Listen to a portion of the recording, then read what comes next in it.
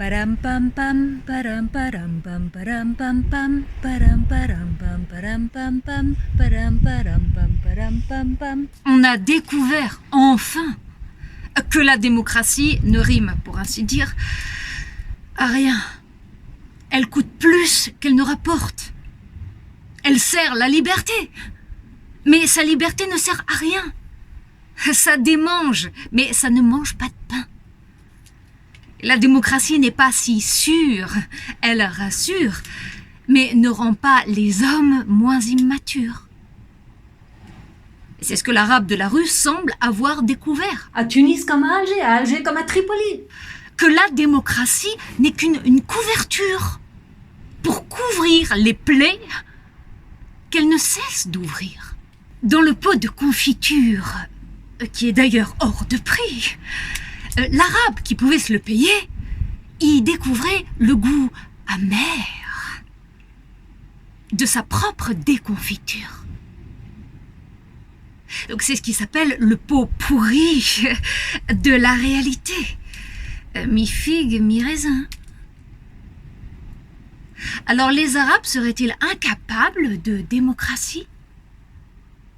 Ou c'est la démocratie qui n'est pas si fiable que ça? Eh bien c'est cette seconde hypothèse qui leur semble la plus probable et qui rend la démocratie quelque part peu souhaitable. Que dit l'arabe vacciné contre le virus de l'occidentale vérité?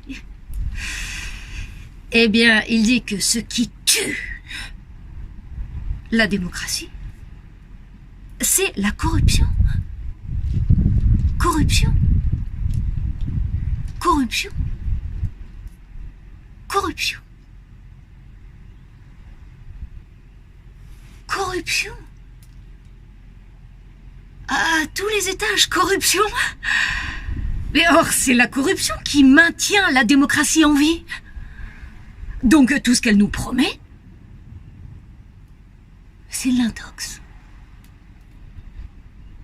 Un paradoxe avec un brin de génie qui pousse le réalisme politique jusqu'au cynisme moral. Étant donné que le mal démocratique est partagé par le plus grand nombre. Donc, il est démocratiquement bon. Freedom! Freedom!